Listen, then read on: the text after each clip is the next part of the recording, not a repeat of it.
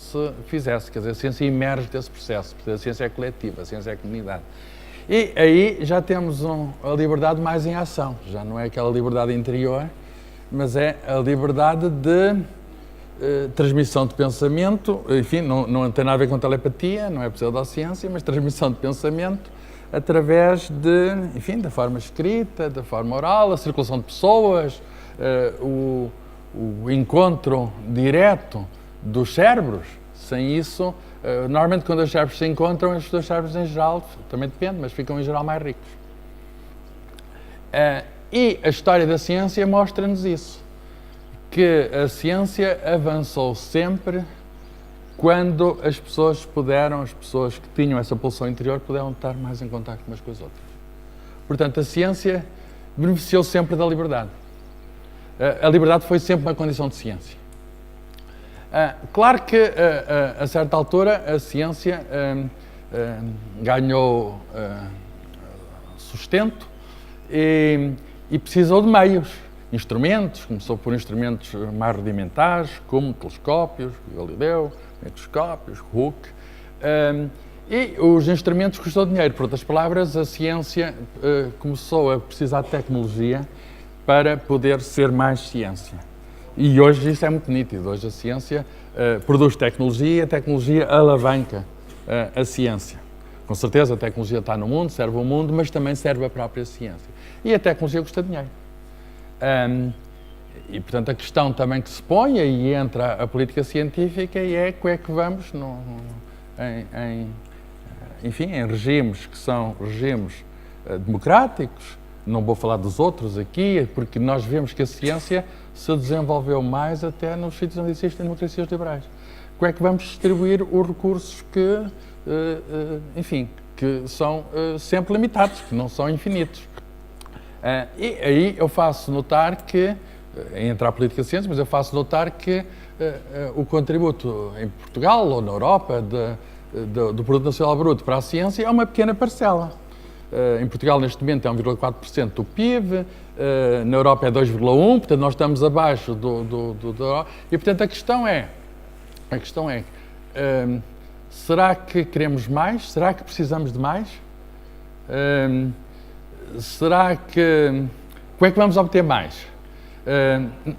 Enfim, na minha opinião, e podemos discutir isso, a ciência é uma fonte das maiores fontes de riqueza, quer material, quer intelectual, seja qual for o modo como se possa medir.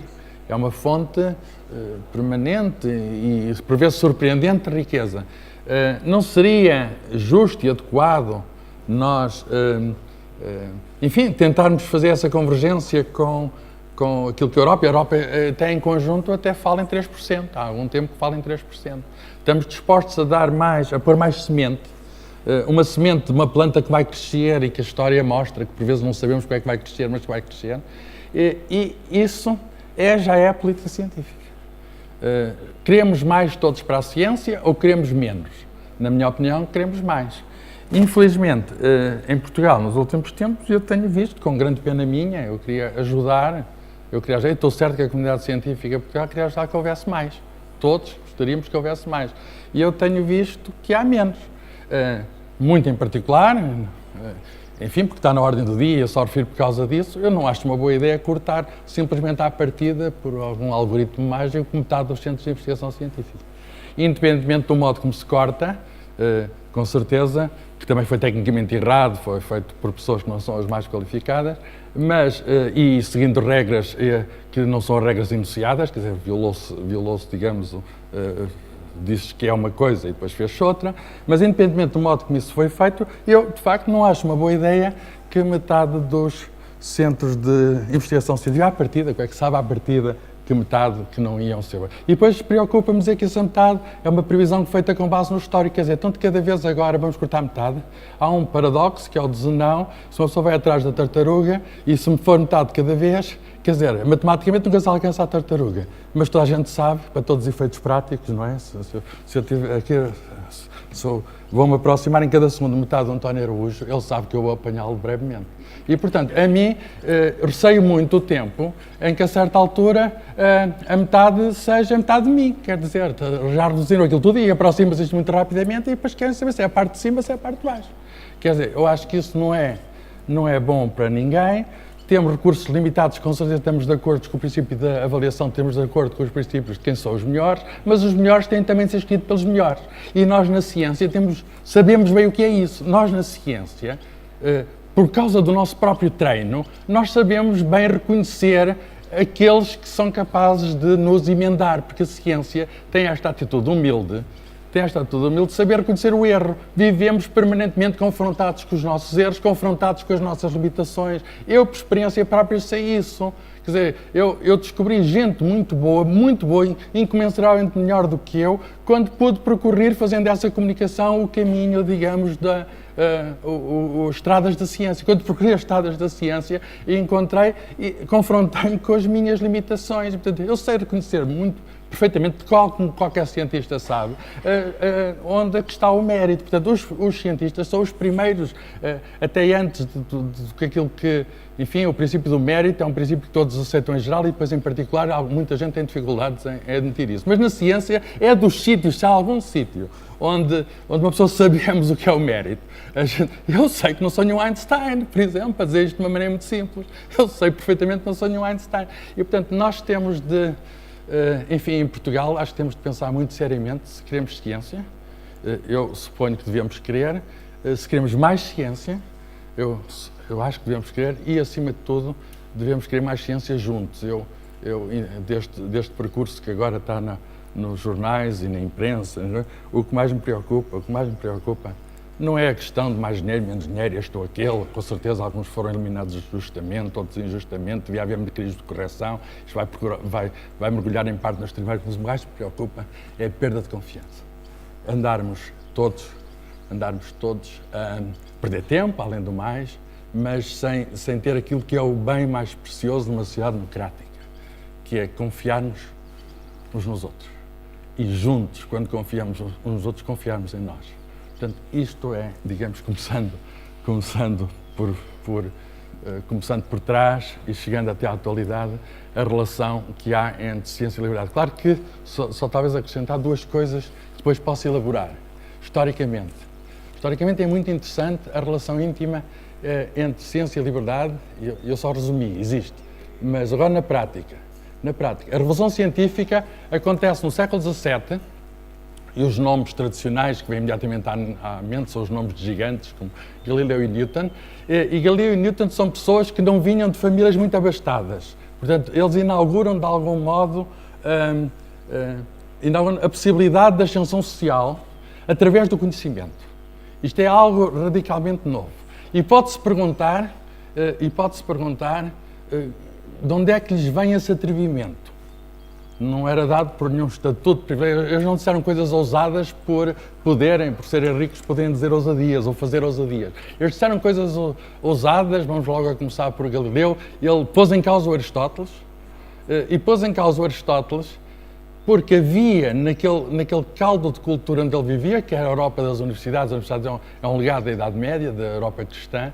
Havia por vezes dizemos muito mal da Idade Média, mas a Idade Média deixou-nos a universidade, que ainda hoje temos, e queremos ter.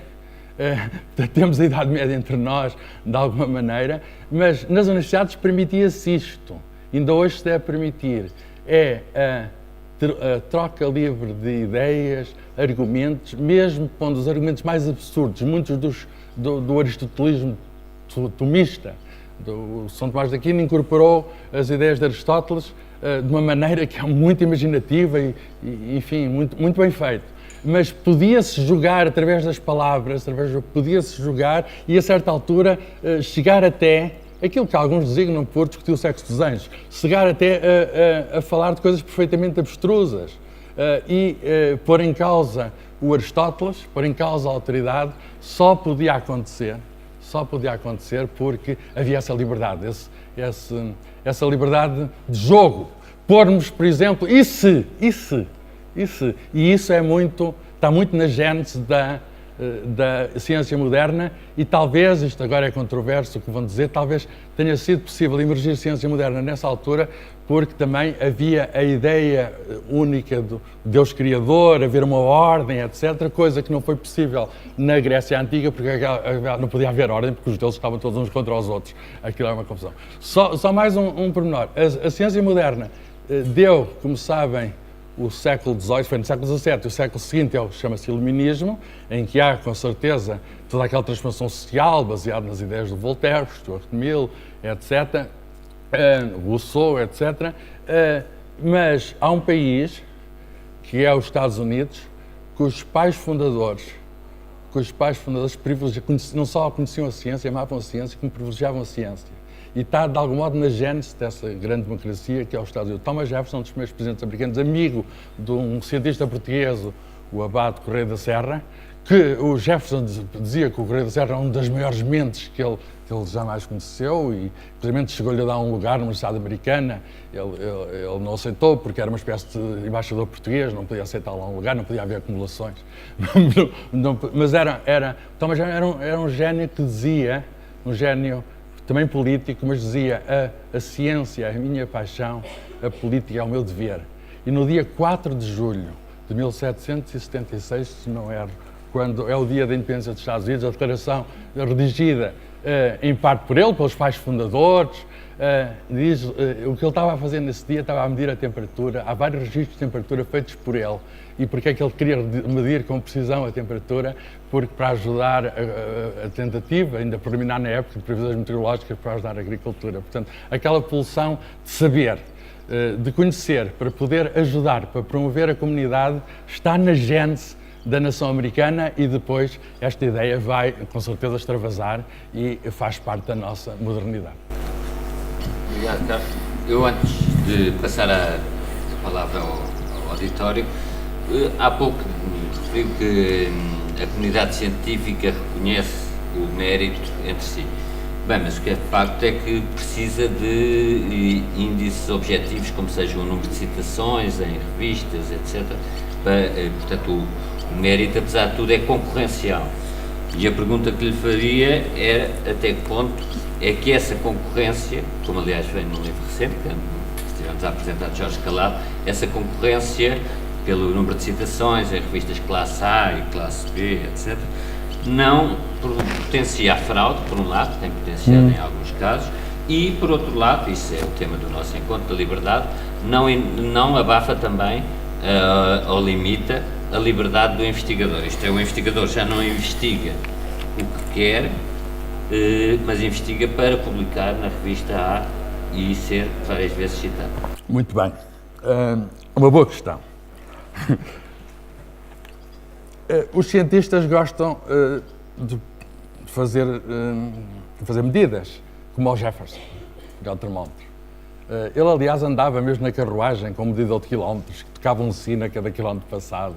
Era uma exceção. Até um dos pais fundadores, James Madison, o Franklin também. O Franklin diz que fez aquela experiência do papagaio, mas aquilo acho que é lenda, porque se tivesse mesmo trovoada, ele correu um perigo altíssimo de vida. Quer dizer, não tentem fazer essa experiência que é atribuída ao Franklin, que é uma coisa absolutamente fatal. Não?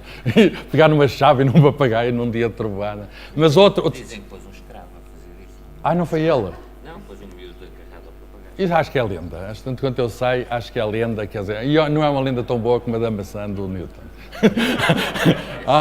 há lendas melhores. Mas outro grande figura da nação americana da época é o James Madison, e ele também usava barómetros, e a ideia de usar o barómetro, a palavra barómetro depois para a opinião pública, a palavra veio da física e é o Madison o primeiro a introduzir isso, o barómetro digamos, da sociedade, o barómetro da sociedade. Portanto, a ciência entrou na política até pela via linguística. Portanto, nós gostamos de medir.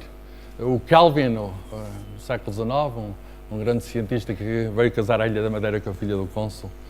Esta é uma pequena história da ciência que não se conhece, que ele casou com a filha do cônsul britânico, do Funchal.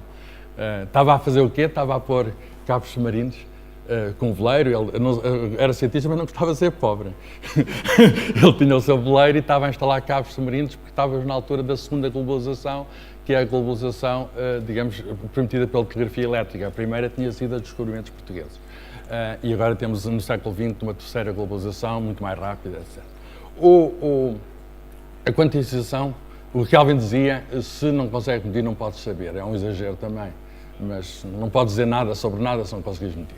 Também acho que é exagerado. Se pode saber coisas sem medir exatamente. De modo que a chamada bibliometria foi desenvolvida pelos cientistas, de algum modo, para terem os seus termómetros e barómetros.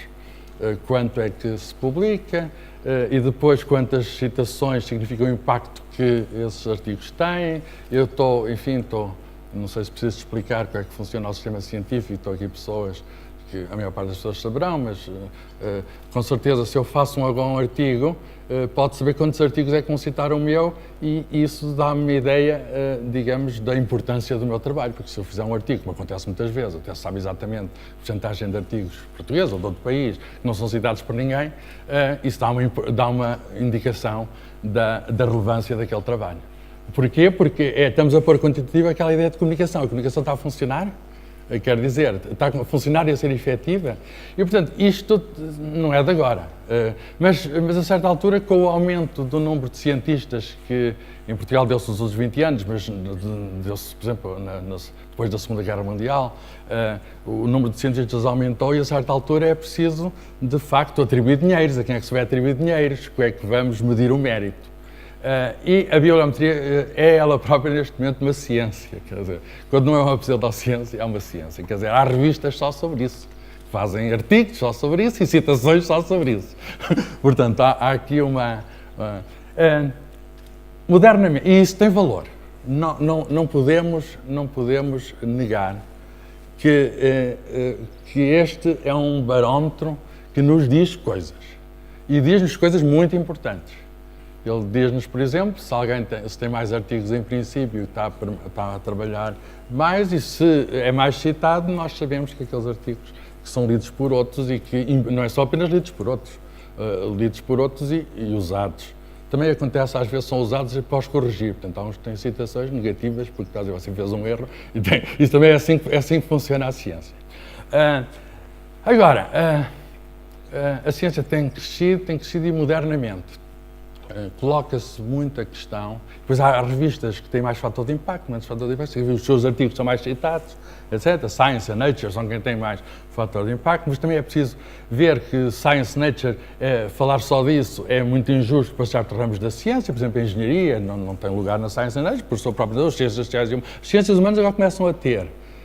Muito pouquinho, mas já há qualquer coisa, porque se tornam mais quantitativas, etc.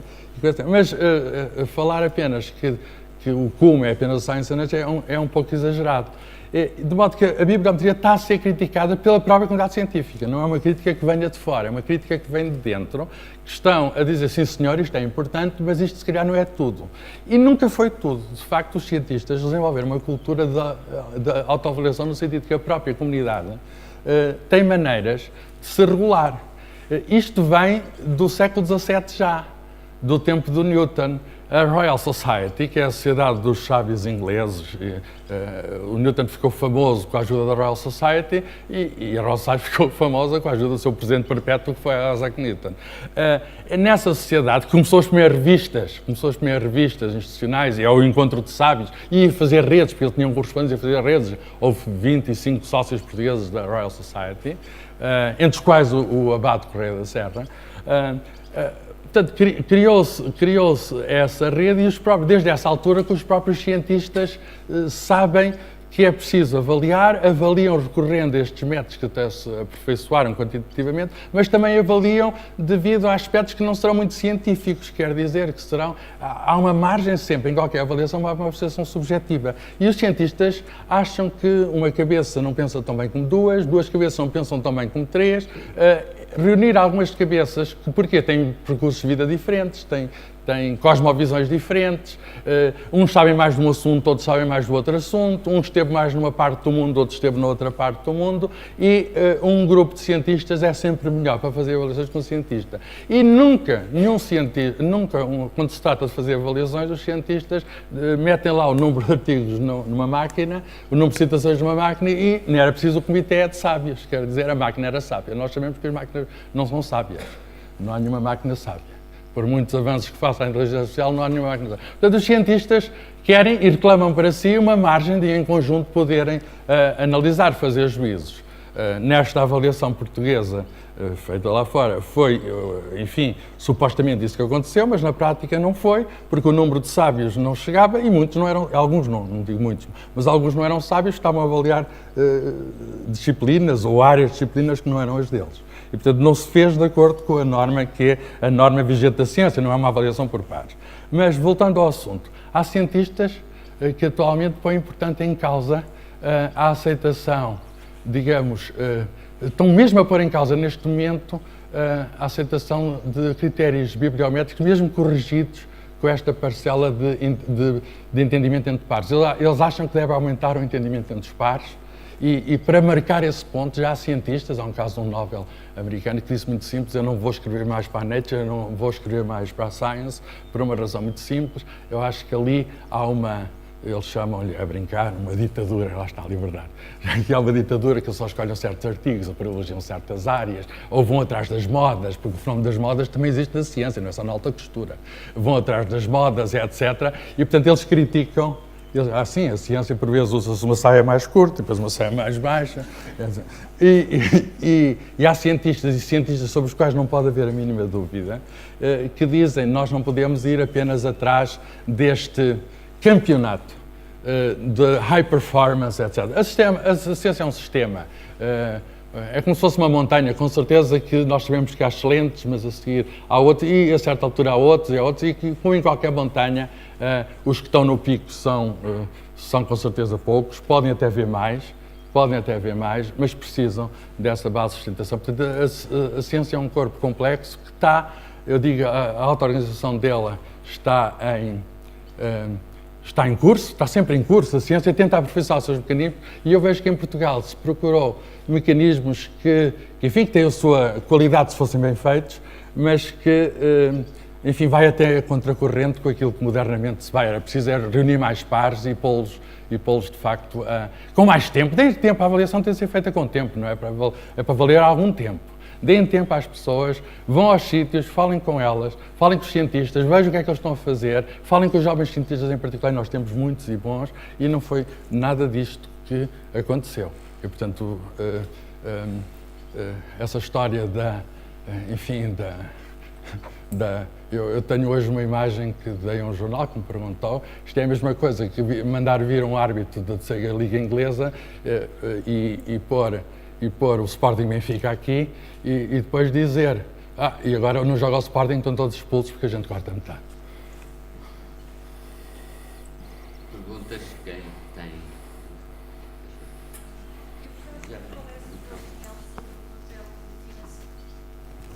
Desculpe, eu gostava de saber a sua opinião sobre o papel que o financiamento privado da ciência pode desempenhar, em contraponto ou em complemento ao público, e como é que isso pode ou não ser um problema em termos de liberdade de áreas de investigação ou até de resultados que se obtêm com essa investigação? Sim, outra boa questão. Nos países que são mais desenvolvidos, e que são mais desenvolvidos porque a ciência neles também está mais desenvolvida, não é uma relação direta de causa e efeito, nem é uma relação imediata no tempo, mas há uma relação, se formos ver, há uma correlação, uma ligação entre duas variáveis. Já agora, voltando atrás, se formos ver esta avaliação portuguesa, e eu mostrei isso e está no meu blog, entre as publicações que são conhecidas, o impacto delas, e foram tentar correlacionar isso com a passagem ou não a passagem, nós encontramos eu não digo absoluta falta de correlação, mas uma correlação muito duvidosa. Com certeza, quando se faz qualquer coisa de qualquer maneira, às vezes acerta-se. O relógio bate certo mesmo quando está parado duas vezes ao dia. Portanto, de vez em quando acerta-se, mesmo que não esteja a funcionar. Mas agora a questão do privado. Essa é uma boa questão e é uma questão com a qual nós nos devíamos confrontar aqui. Porque nesses países mais desenvolvidos, a maior parte da contribuição para a investigação e desenvolvimento vem do setor privado. Até na Europa, nos países nórdicos, chega a atingir 70%. A questão é, nós aqui estamos muito longe disso, houve uma altura em que chegou quase aos 50%, terá ultrapassado os 50%, embora as estatísticas sejam um bocadinho duvidosas, porque não está claro se as atividades que se incluíram, como do setor privado, das empresas, se podem incluir, chamar-lhes ciência, investigação, propriamente dito. Muitas será coisas que terão a ver com ciência, mas a relação pode ser remota. Sei lá, coisas que se fazem nos bancos e que têm a ver com desenvolvimento de software para operações bancárias, etc. Tem tudo a ver com ciência, mas será que a relação é próxima? Ou é... Portanto, a certa altura, contando isso tudo, houve até um esforço, há sempre, de tentar melhorar as estatísticas e a certa altura nós subimos. Com certeza, com esta crise recente, a contribuição das empresas, portanto, há uma queda e a queda em grande parte resulta não tanto dos investimentos do Estado, que também há em números absolutos, mas de diminuição das empresas. Isso deve nos preocupar, porque significa que nós não estamos no caminho que estão países desenvolvidos e há números muito concretos sobre isso, sobre a transferência de ciência para as empresas. O número de doutorados que trabalham nas empresas é muito pobre, é paupérrimo. As patentes que são produzidas nos Estados Unidos e noutros sítios são basicamente empresas de eletrónica, de biotecnologia, etc., que quase não existe. Quer dizer, cresceu, com certeza que cresceu, mas quase ainda não existe. Isso devia-nos preocupar. Não tanto aquilo que as empresas, e também é importante, o mecenato, aquilo que podem contribuir para coisas públicas, mas a própria investigação feita nas empresas. Há exemplos excelentes da Bial, da Critical Software, etc. Mas quando nós nomeamos exemplos, vemos que são relativamente poucos. Quer dizer, isso devia nos preocupar. E eu não vejo, para ser absolutamente franco, não vejo essa preocupação explicitada como uma política pública nítida. Quer dizer, eu não vejo... Isso devia ser um esforço do país procurar aproximar a ciência daquilo que genericamente se chama a economia, fazendo que a economia invista na ciência e perceba a utilidade da ciência. Perceba que a ciência lhes pode ser útil. Não vão dar a ciência só porque é engraçado, só porque é criativo, como quem apoia as artes, mas vão a ciência porque é do interesse próprio deles. Porque se vê lá fora que as empresas modernas são empresas baseadas no conhecimento e em Portugal também há alguns bons exemplos nisso.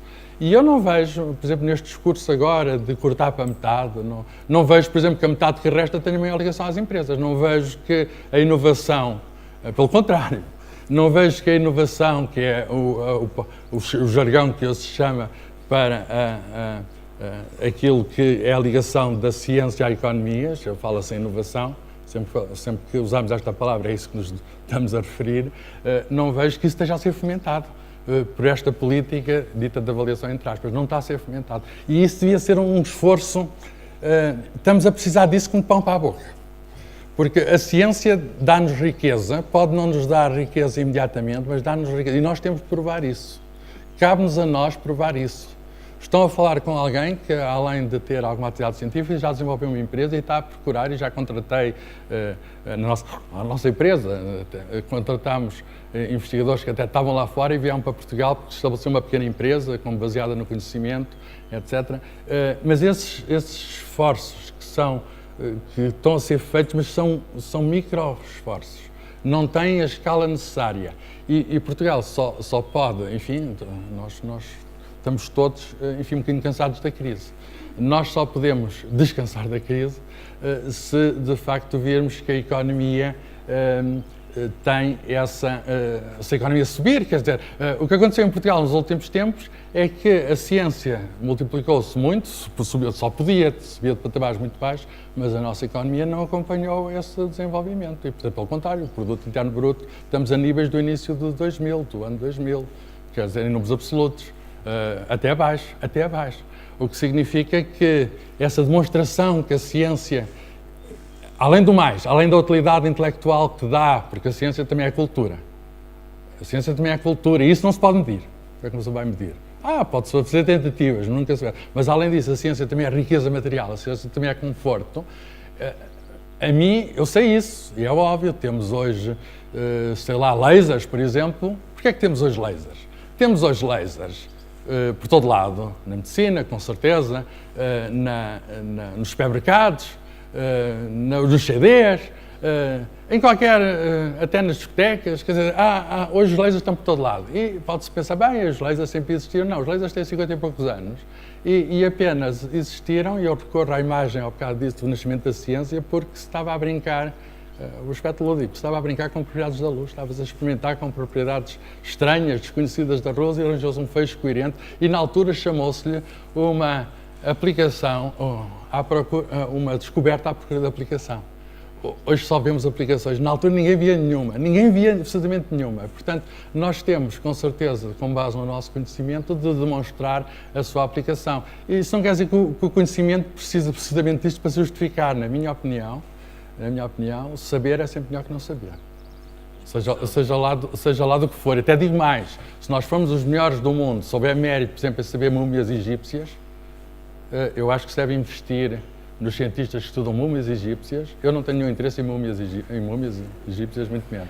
Mas deve-se investir nas múmias egípcias, porque esse tipo de conhecimento, eu sei lá, se no estudo das múmias egípcias não vamos arranjar qualquer coisa que tenha ligação com outras. A história da ciência está cheia de surpresas. Mas ligar muito o financiamento às empresas, financiamento da ciência não pode a prazo ser fatal para a ciência pura e para as ciências ditas sociais e humanas? Pode. E estava já contida, essa preocupação está já contida na questão anterior e eu não respondi completamente. Pode. A ciência precisa de liberdade. Quer dizer, quer interiormente, quer no contacto com os outros, o único confronto deve ser, no fundo, a ligação ao mundo. Quer dizer, podemos pensar o que quisermos, mas no fim temos de nos confrontar com o mundo. Sendo o homem parte desse mundo. Portanto, não estou a excluir de maneira nenhuma as ciências sociais e humanas são ciências. O homem é parte do mundo. E cada vez a nossa ciência mostra isso, que nós, o homem é parte do mundo, uma parte misteriosa, uma parte fantástica, mas uma parte do mundo. E, portanto, deve ser também objeto de atenção. Se entregarmos, digamos, uma parte importante do financiamento da ciência apenas à procura, à iniciativa privada, o que vai acontecer, e é inevitável que aconteça, é natural que aconteça, não há aqui nada de... é que eles procurem imediatamente a obtenção de lucros num certos prazos em certos domínios. Nos domínios em que eles estão, etc. E sabem que o mercado económico funciona de acordo com regras, que nós sabemos quais são, que eu não sei se a ciência consegue descrever, a economia e tal, que são, enfim, as regras do mercado. E a questão é esta, as regras do mercado das ideias não são as regras do mercado económico. Estas duas relações têm, enfim, há tensões entre estas duas visões diferentes. Por exemplo, é muito visível na relação entre ciências biomédicas e as multinacionais farmacêuticas que produzem novos medicamentos e os aspectos económicos, aquilo que os move, etc. E aquilo que é o conhecimento puro que move outras pessoas do outro lado. Isso é coisa. Sobre isso poderia falar muito melhor que eu, o professor João Labantunes, que está à minha frente, faço-lhe perguntas a ele sobre isso, porque envolve questões éticas, envolve questões que são muito complicadas. Portanto, eu nunca, numa democracia, digamos, em que com certeza deve haver livre iniciativa, mas a ciência não tem que seguir as regras do mercado. Se vamos pôr a ciência a seguir as regras do mercado, a ciência abafa. E nós vemos muitos exemplos, mas mesmo muitos exemplos da inutilidade desse utilitarismo. Já falei do exemplo do laser, que invadiu o mundo, mas que não teve uma origem. Vamos fazer um projeto, vamos ter um projeto da FCT para fazer um laser. Nunca ninguém fez isso. E depois para quê? Utilidade, o que é que vai fazer aqui? Vou fazer uns bisturis ópticos, etc. Nunca ninguém se lembrou disso. Mas há mais exemplos, recuando mais no tempo. No século XIX, havia os candeeiros a gás, também aqui em Lisboa, ali no passeio da Avenida, os candeeiros a gás. O Cesário Verde fala da luz dos candeeiros a gás. Pensam que se quisessem melhorar a eletricidade de Lisboa, se o governo da época, também não tinha dinheiro na época, mas se o governo da época quisesse melhorar o sistema de iluminação noturna em Lisboa, o que é que ia fazer? Chamar físicos ou chamar químicos? Bem, o gás era um problema de combustão, arranjar um gás melhor, uma chama melhor, etc. Iam chamar químicos, faziam um projeto de investigação aplicada. Nunca iriam avançar muito. Sabemos isso porque quem fez avançar o mundo foi um rapazinho, também, enfim, sem grande estudo, sem grande instrução, mas que a educação lhe permitiu, fez a 4ª classe na Inglaterra vitoriana, chamado Michael Faraday. O pai era ferrador, o pai colocava sapatos nos cavalos. E esse rapazinho, só com a 4ª classe, foi depois para trabalho infantil, para aprendiz de encadernador, e depois vai a um espetáculo de ciência viva, e acaba, mal ele sabia, quando entrou num grande químico, Sir Humphrey Davy, especialista em lâmpadas, que ia ficar ajudante e sucessor do Humphrey Davy na Royal Institution em Londres. E foi ele que, a brincar com ímãs e a brincar com fios, viu uma coisa muito simples, que se abanasse um ímã perto de um fio, ninguém se tinha lembrado, mas que se criava uma corrente no fio sem necessidade de qualquer pilha. Até aí era preciso pilhas, a pilha do Volta, que inaugurou o século em 1800, sem necessidade de qualquer... Isso mudou completamente o mundo. Quem foi? Um rapaz que nunca aprendeu muita matemática, mas que tinha jeito de mãos e que brincou com os fios. Algum projeto de investigação aplicada mudou o mundo. Hoje somos o que somos, temos estas lâmpadas aqui porque algures, tirando o fotovoltaico, que não é muito, quase não tem expressão, porque algures está um ímã a mover-se em relação a um fio. E quem fez primeiro isso chama-se Michael Faraday.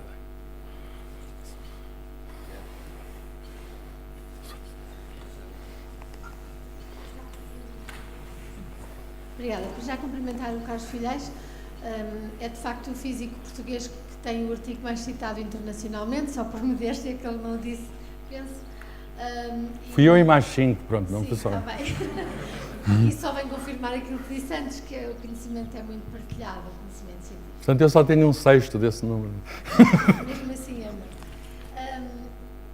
De facto, nestes 2 dias discute-se muito a liberdade, e aqui o tema ciência e liberdade, e fala-se muito mais de liberdades. É como se houvesse uma hierarquia de liberdades. Então, o meu desafio, a pergunta que eu gostaria de pôr era, no campo da ciência, há vários fatores, como é que os hierarquiza nessa ciência e liberdade, na hierarquia das liberdades? Imagina que só tinha 3. Como é que os hierarquizava, tendo em atenção o contexto em que vivemos hoje? Quer dizer, não me dê só 3 liberdades, Rosalia. eu quero a liberdade toda. Eu quero a liberdade toda.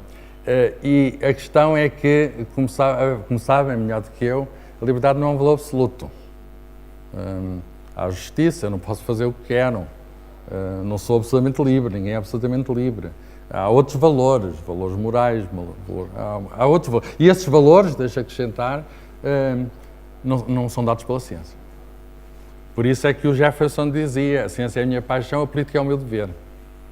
A política, a tentativa de regulação em sociedade, a ciência aí não pode, enfim, não pode assegurar isso. Não há governos científicos. Quer dizer, as falhas dos governos não podem ser atribuídas à falta de ciência. É uma questão de escolhas que é preciso sempre fazer. As escolhas envolvem julgamentos e, portanto, eu posso aspirar ao máximo de liberdade, mas não posso, enfim, quer dizer, os limites do governo dos humanos, das sociedades dos humanos, são, enfim, apesar de haver uma relação íntima entre as sociedades das democracias liberais e ciência, há uma relação de grande contacto. Já falei aqui do caso dos Estados Unidos, mas podia falar de contra-exemplos. Como é que na Alemanha nazi, por exemplo, a ciência, ao fim e ao cabo, não prosperou, eles não fizeram a bomba atómica, por exemplo, e tinham lá sábios muito bons, como Heisenberg. Ou na Rússia, o Lysenko, que é uma teoria absolutamente estúpida, para não usar outro nome, sobre a evolução, etc., também aquilo teve um fim, quer dizer, há contra-exemplos que mostram. E há uma relação, de facto, profunda entre ciência e os sistemas políticos onde há liberdade. Nós poderíamos enumerar as ligações, mas são ligações de contacto, mas uma coisa não substitui o exercício da democracia. A vontade das pessoas que se corporiza, digamos, nas eleições, nos sistemas democráticos, não pode ser enfim, não é um dado científico, quer dizer, não podemos, com certeza tem a ver com cultura científica, e a Rosalia tem sido entre nós das pessoas que mais têm estado na vanguarda dessa luta pela cultura científica. A cultura científica é preciso, porque há um contacto entre ciência e democracia, quer dizer, pontos de contacto. A democracia precisa de educação, a ciência precisa de educação. A ciência não vive de autoridades, vive de especialistas. A democracia também é melhor não ter autoridades, enfim, demasiadas. Há uma série de o erro. A ciência vive da correção permanente dos erros. De algum modo, e quem disse isto foi o Karl Popper.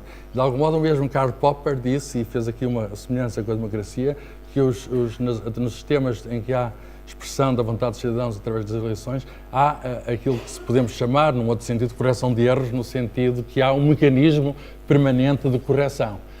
Não são erros do mesmo tipo, nem a correção feita da mesma maneira.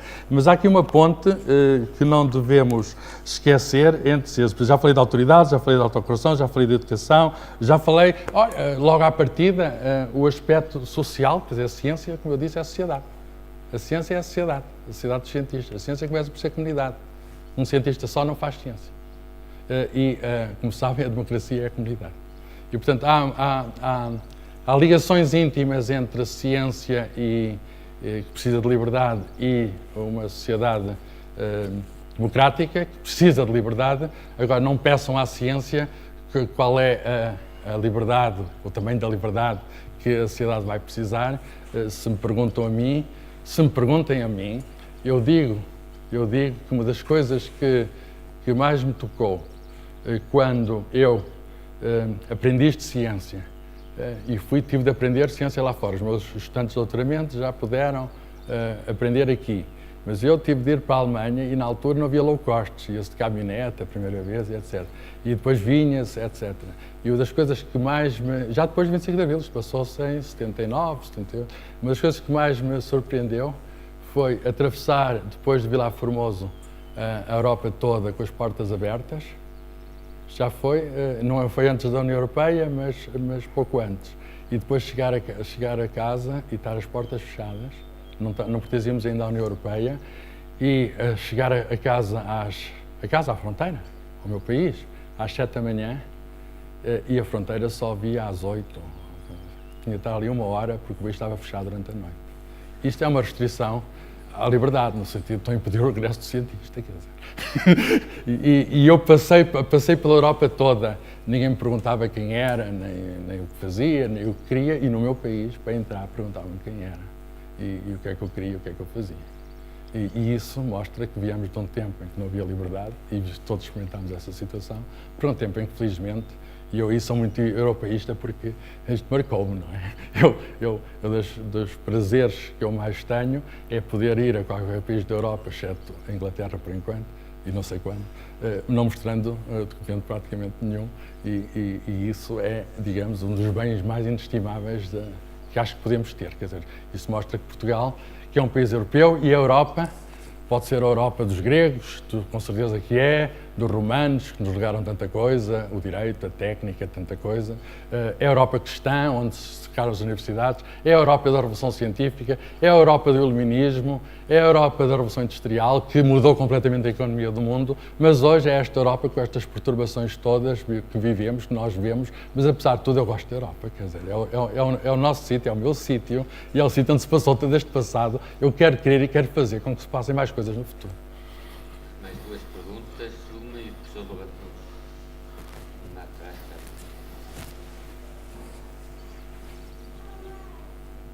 Ora, boa tarde.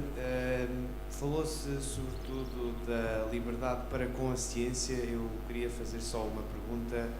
Era se não sei se prefere professor, se prefere doutor. Acha... Eu? Sim. Sou professor, sou doutor? Sim. Aqui nem uma coisa nem outra. Se o Carlos acha que a ciência poderia, de algum modo, isto ir buscar um pouco as ideias da palestra anterior da ciência e da ética, poderia de algum modo restringir alguma forma de liberdade na sociedade? Se a ciência pode restringir a liberdade da sociedade? Sim, de alguma forma. Coisas que têm... Peço desculpa. Sim, sim. Sim, sim, sim. Mas só dois apontamentos em relação à questão da liberdade. Eu acho que a resposta a essa questão está muito simplesmente dada em 1984, no livro de George Orwell, em que talvez a ficção em que a liberdade está mais asfixiada de uma forma, eu diria, abismal. E lá é dito, liberdade é a liberdade de dizer que 2 e 2 são 4. And if that is granted, everything else follows. Isso é considerar a liberdade de afirmar a verdade, tudo mais vem por arrasto. E, de facto, o telos intrínseco da ciência é a verdade. E a liberdade da ciência está na afirmação da verdade, independentemente de crenças, de ideologias, é isto, é a afirmação da verdade na ciência.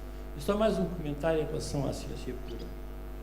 De facto, o Sidney Brenner, um grande cientista, um dos mais brilhantes do século XX, ainda está vivo, felizmente, o tal homem que disse que os índices de citações nos dizem mais sobre a sociologia da ciência que sobre a ciência ela própria, e foi um dos que tem, enfim, envolvido na batalha de eliminar os índices de citações como critério da aferição da produtividade científica, com tudo o que isso implica, é verdade, fala já não em ciência pura, mas aquilo que ele chama applied science. Não é applied, é applied.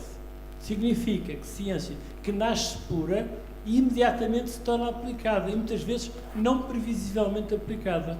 E só uma nota, uma das conferências mais interessantes que eu vi nos meus anos nos Estados Unidos foi uma conferência do Von Braun, o cientista de foguetes americanos, que depois os americanos foram buscar à Alemanha nazi e que de facto esteve na base do desenvolvimento do programa espacial, a explicar os benefícios para a medicina que tinham tido origem na investigação espacial. Sim, sim, de sim. toda a ordem.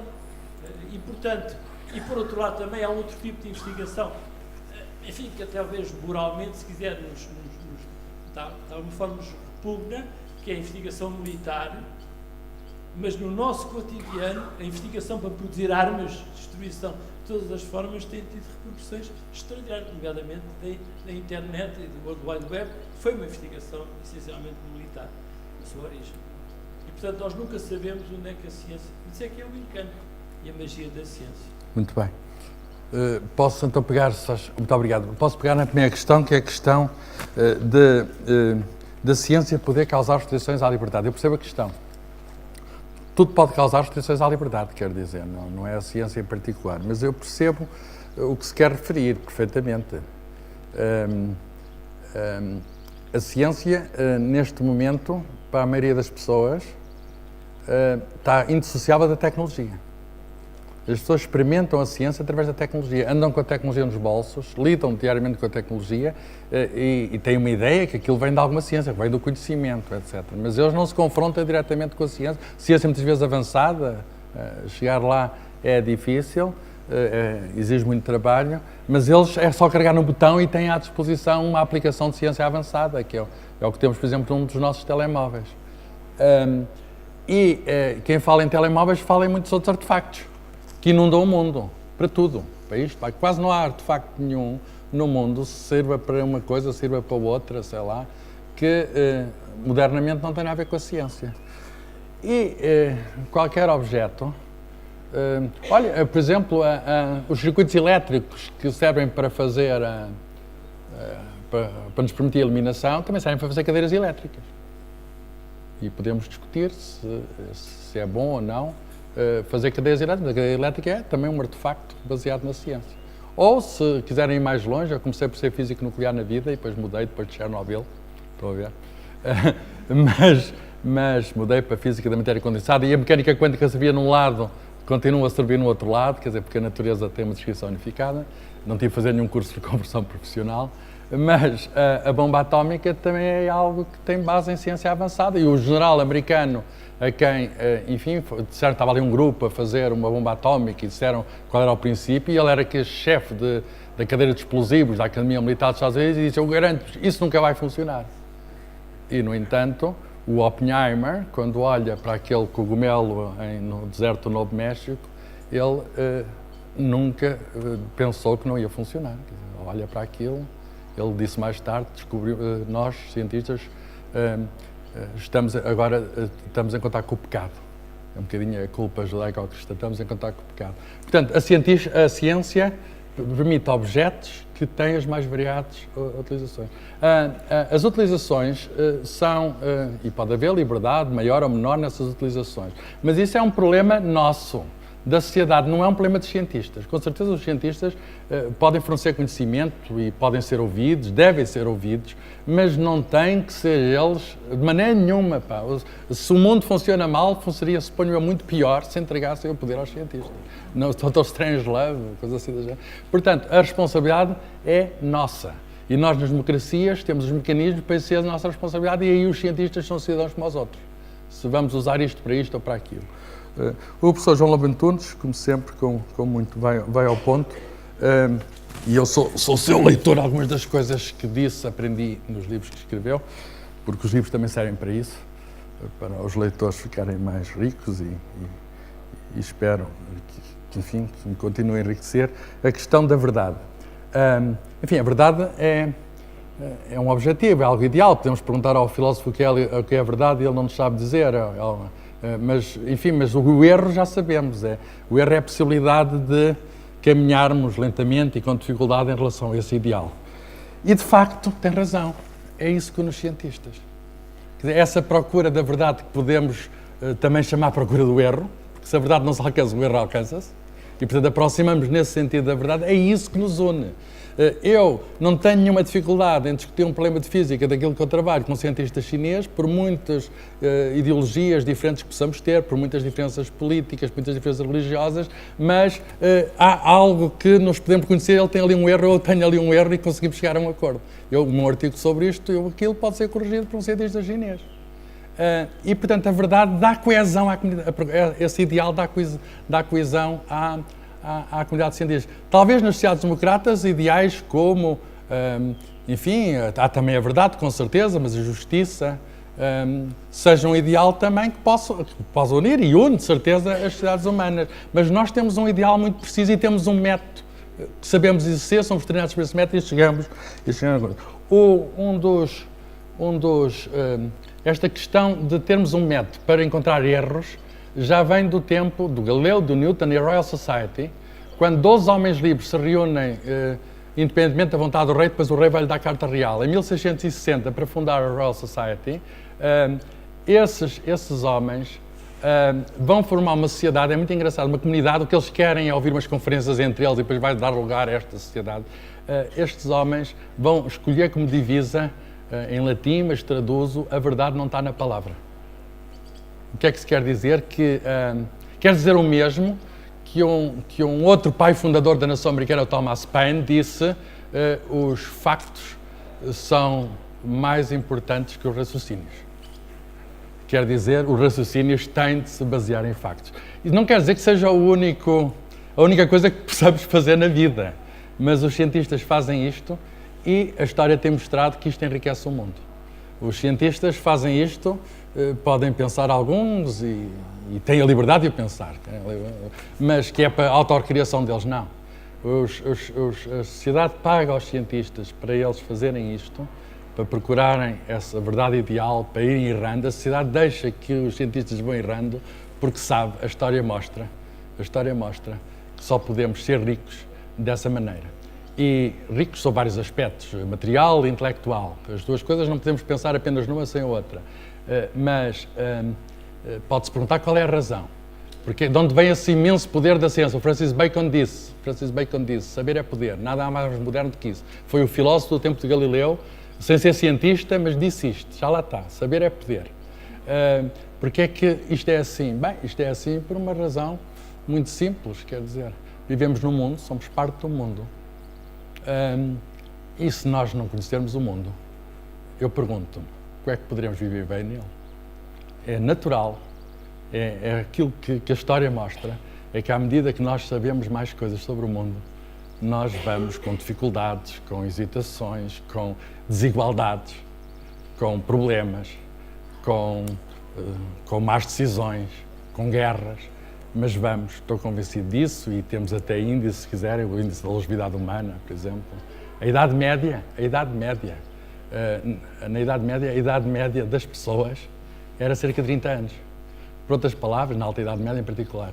E porquê? Porque a maior parte nascia e morriam logo. E, portanto, fazendo a média, portanto, aquela ideia dos velhos da Idade Média com as barbas e isso, eram aqueles que viviam o tempo suficiente para arranjar dinheiro para pagar o retrato. Porque os outros, enfim, não tinham a possibilidade de chegar. Eu estava morto no século XVI, tenho 58. A minha probabilidade de estar morto era... Portanto, isto é um índice, mas não é o único. Sabendo mais, podemos viver melhor. E é isso que a sociedade sabe, e é para isso que a ciência trabalha. E a ciência não é uma ilha, a ciência é... Os cientistas são os enviados da sociedade às fronteiras do conhecimento. Eles nada podem se não conseguirem trazer mensagens da fronteira e entregá-las a quem lhes pediu para ir. Muito obrigado.